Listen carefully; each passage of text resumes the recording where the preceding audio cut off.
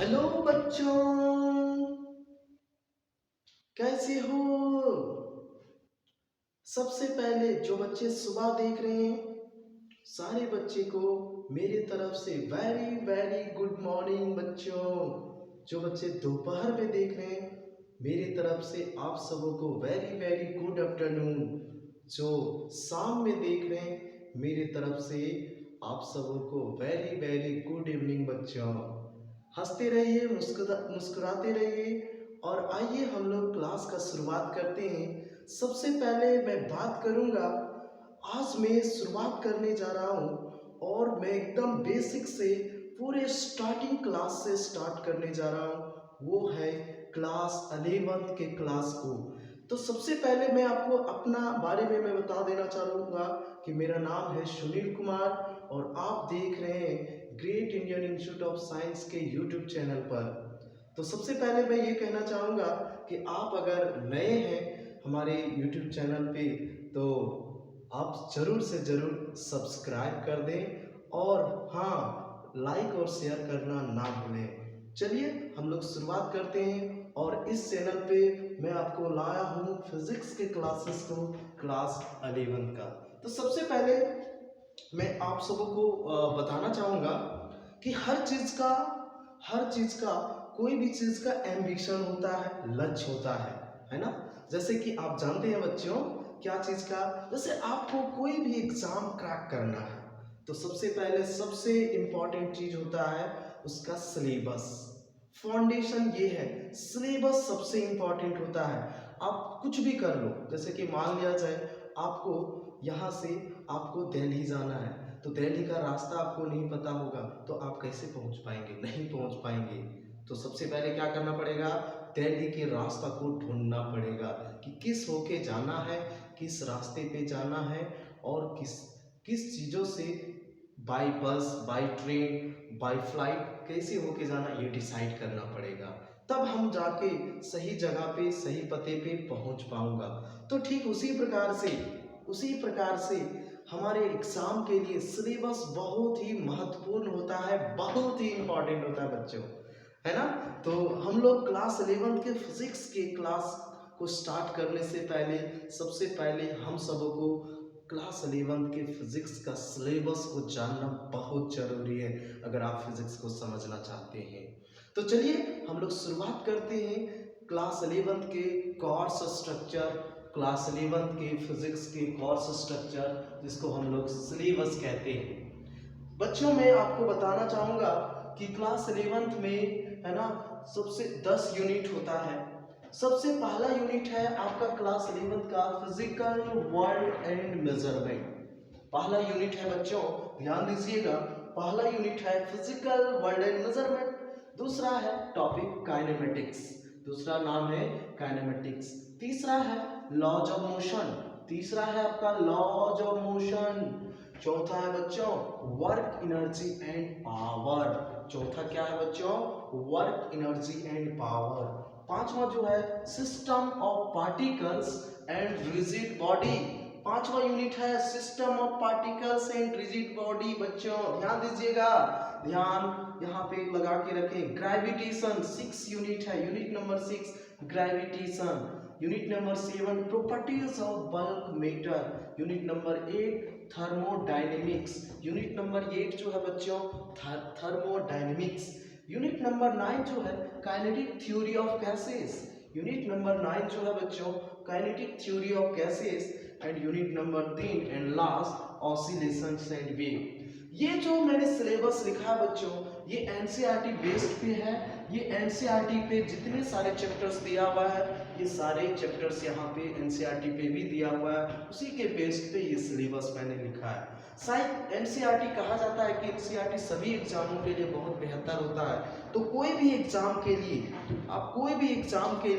आप चाहते हैं बेटर करना, जैसे कि आईआईटी जेई, मतलब जेई का एग्जाम, जेई मेंस का एग्जाम, नीट का एग्जाम, आईआईटी का जेई एडवांस का एग्जाम, नीट का एग्ज़ाम या बोर्ड एग्ज़ाम, फाउंडेशन का एग्ज़ाम का प्रिपरेशन कर रहे हो बच्चे, तो वो सारे बच्चों के लिए ये सारे सिलेबस आपको इम्पॉर्टेंट है।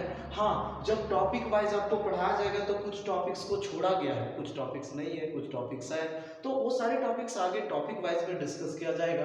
बट ये 10 यूनिट जो है हमारे 11th क्लास के लिए, हमारी क्लास 11 के लिए इम्पॉर्टेंट है। तो हम लोग ये कोर्स स्ट्रक्चर को समझ रहे हैं, है ना। तो हम लोग चलिए, सबसे पहले मैं एक बात बताना चाहूँगा, इसे पढ़ने से पहले, फिजिक्स क्लास पढ़ने से पहले बच्चों, फिजिक्स क्लास पढ़ने से पहले हर चीज़ का फाउंडेशन होता है। जैसे कि आपको मैं बताना चाहूँगा कि अगर आप घर बनाना चाहते हैं, अगर आप घर बनाना चाहते हैं तो क्या करते हैं, सबसे पहले फाउंडेशन तैयार करते हैं, बुनियादी देते हैं बच्चों, घर का बुनियादी फाउंडेशन तैयार करते हैं, और वो फाउंडेशन बड़ा ही स्ट्रांग होता है ताकि घर गिरे ना, है ना। फाउंडेशन को एकदम स्ट्रांग करते हैं, फाउंडेशन अच्छा सीमेंट, अच्छा छड़ फाउंडेशन में डालते हैं ताकि हमारा घर आगे चल के ना ढहे। तो बच्चों, तो हम क्या बिना फाउंडेशन के अगर हम लोग क्लास को स्टार्ट करेंगे तो हमारा फिजिक्स स्ट्रांग होगा क्या, नहीं होगा बच्चों, नहीं होगा, एकदम नहीं होगा बच्चों, ये जानते हैं। क्योंकि घर का जब फाउंडेशन अच्छा नहीं तो घर ढह सकता है। तो ठीक उसी प्रकार से फिजिक्स क्लास 11 का फाउंडेशन अच्छा ना हो तो फिजिक्स नहीं सीख सकते हैं। तो बच्चों, मैं बताना चाहूँगा कि आपका फाउंडेशन क्या है, फाउंडेशन क्या है क्लास 11 का जो फिजिक्स हम लोग पढ़ते हैं। तो मैं इसको मिटा देता हूँ जल्दी से। ये क्लास 11 का फाउंडेशन क्या है बच्चों, क्लास 11 का फाउंडेशन होता है बेसिक मैथ्स, जिसको हम लोग बेसिक क्लास कहते हैं, बेसिक मैथ्स। आपको जानकारी के लिए मैं बता देना चाहूँगा कि जो मैथ्स के बारे में हम कहना चाहूँगा, मैथ्स एक टूल्स है, मैथमेटिक्स, मैथ्स जो है वो टूल्स है ना, वो हमारा टूल्स है, फिजिक्स का टूल्स है। किसका टूल्स है, फिजिक्स का टूल्स है। मतलब अगर हम औजार जिसको कहते हैं ना, वो औजार है फिजिक्स का। ये औजार अगर आपके पास नहीं है, मैथ्स वाली औजार, तो आप फिजिक्स नहीं सीख सकते हैं। तो बच्चों, मैं ये कहना चाह रहा हूँ कि क्या हम बिना औजार को पढ़ना अच्छा होगा क्या, तो क्या हम औजार को पहले सीखेंगे कि नहीं, कि कैसे चलाया जाता है। तो मैथमेटिक्स जानना बहुत जरूरी है। दैट मीन्स हम कह सकते हैं, दैट मीन्स एक चीज और मैं इसको उपनाम देता हूँ, कहते हैं मैथ्स जो है वो लैंग्वेज है। एनी देश, एनी कंट्री पे आप जब जाते हैं, जब कंट्री कोई देश, अदर कंट्री पे आप जाएंगे बच्चों, मान लिया जाए आप चले जाते हैं इंग्लैंड, आपको इंग्लिश नहीं आती है, तो क्या हो सकता है बच्चों, पता है क्या हो सकता है, आप इंग्लिश नहीं जानते हैं तो हिंदी से आप बात करेंगे तो कोई नहीं समझेगा। तो सबसे पहले आपको क्या करना पड़ेगा, वहाँ की इंग्लिश को समझना पड़ेगा, इंग्लिश जानना पड़ेगा, तभी तो कम्युनिकेट कर सकते, मतलब कम्युनिकेशन कर सकते हो। तो वही बात है, अगर आप फिजिक्स को समझना चाहते हैं, फिजिक्स को सीखना चाहते हैं, तो मैथ्स वाली लैंग्वेज आना चाहिए। तो मैं इसको एक और नाम से देता हूँ कि मैथ्स फिजिक्स का लैंग्वेज है, मैथ्स फिजिक्स का लैंग्वेज है बाबू, मैथ्स फिजिक्स का लैंग्वेज है, फिजिक्स का लैंग्वेज है। तो क्या बच्चों, हम इस लैंग्वेज को नहीं सीखेंगे, बिना सीखे ही हम देश पे चले जाएंगे, फिजिक्स वाले देश पे? नहीं बच्चों, अगर आप अच्छे से समझना चाहोगे फिजिक्स वाले देश को, तो हमको क्या करना पड़ेगा, मैथ्स जानना पड़ेगा बच्चों। तो बेसिक मैथ्स हम लोग स्टार्ट करेंगे सबसे पहले, क्योंकि आपको मुझे बहुत ही बेस्ट बनाना है, आपको फिजिक्स में आपको बहुत ही अच्छे से लर्न करवाना है, तो इसके लिए हमको बेसिक मैथ्स जानना पड़ेगा बच्चों।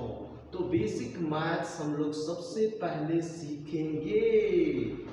तो टॉपिक का नाम है आपका बेसिक मैथ्स। तो सबसे पहले बेसिक मैथ्स में क्या क्या सीखेंगे, क्या सीखेंगे बताइए। तो हम लोगों को बेसिक मैथ्स में क्या क्या सीखना चाहिए, जो इम्पोर्टेंट है वो हम लोग सबसे पहले टॉपिक का नाम लिखते हैं। एट फर्स्ट सबसे पहले बेसिक मैथ्स में, सबसे पहले बेसिक मैथ्स में जैसे एडिशन, सब्ट्रैक्शन, जो 9th-10th का चीज़ है वो सब आना चाहिए। 9th-10th में सबसे इम्पोर्टेंट चीज़ जो ज़्यादातर यूज होता है वो है हमारा क्वाड्रेटिक इक्वेशन। तो पहला हम लोगों को क्वाड्रेटिक इक्वेशन आना चाहिए बेसिक मैथ्स में। दूसरा क्वाड्रेटिक इक्वेशन आने के अगर आता है तो दूसरा हम लोगों को इसके अलावे क्वाड्रेटिक इक्वेशन के अलावे हम सबों को आना चाहिए ट्रिग्नोमेट्री। दूसरा हम लोगों को आना चाहिए ट्रिग्नोमेट्री। 10th क्लास का चीज है, हम लोगों को दूसरा जो आना चाहिए ट्रिग्नोमेट्री। तीसरा ट्रिग्नोमेट्री के अलावे बच्चों हम लोगों को इसके अलावे हम लोगों को आना चाहिए ट्रिग्नोमेट्री के अलावे बच्चों हम सबों को आना चाहिए डिफरेंशिएशन। ये बच्चों क्लास 10 का नहीं है, डिफरेंशिएशन। नेक्स्ट टॉपिक है आपका इंटीग्रेशन। नेक्स्ट जो है मैक्सिमा एंड मिनिमा बच्चों, मैक्सिमा एंड मिनिमा। और हम लोग नेक्स्ट टॉपिक का नाम लेते हैं और एक है आपका इसके अलावे एक है आपका वेक्टर। क्या है बच्चों इसके अलावे वेक्टर। तो हम लोग सबसे पहले क्या क्या जाने, quadratic equation, trigonometry, differentiation, integration, maxima and minima, vector. ये 6 टॉपिक लगभग हम लोगों को जानना चाहिए। शायद ये 6 टॉपिक को अच्छे से अगर क्लियर कर लेते हैं तो फिजिक्स में आसान हो जाएगा फिजिक्स को समझना। तो हम लोग शुरुआत करेंगे क्वाड्रेटिक इक्वेशन, जो क्लास 10th में आप पढ़े होंगे बच्चों। क्लास 10th में ये सारे टॉपिक्स को आपने कवर किया है, ट्रिग्नोमेट्री को भी 10th में पढ़ा है। बट हम लोग फिर से पढ़ेंगे क्लास 11th में 10th लेवल का चीज ट्रिग्नोमेट्री, क्वाड्रेटिक इक्वेशन। यहाँ पे हम लोग 11th के चीजों को भी पढ़ेंगे। तो ये दोनों टॉपिक्स 10th लेवल का है, बट हम लोग यहाँ पे सीखेंगे बहुत सारी चीज उसके अलावे 10th के अलावे। ये हमारे लिए नया टॉपिक है जो हम आपको बेसिक से सिखाएंगे कि क्या होता है। तो बच्चों आप समझ गए होंगे कि बेसिक मैथ्स में क्या क्या पढ़ना है। अगले क्लास में बच्चों आज सिर्फ इंट्रोडक्शन के लिए आया था। नेक्स्ट क्लास में हम आपको शुरुआत करेंगे क्वाड्रेटिक इक्वेशन से और ये पूरा बेसिक मैथ्स हम लोग नेक्स्ट क्लास से सीखना चालू करेंगे। तो बच्चों आप लोग नेक्स्ट वीडियो को देखना ना भूलिएगा, क्योंकि नेक्स्ट वीडियो हम लोग नेक्स्ट डे पे आएगा और उसे आप जरूर देखिएगा।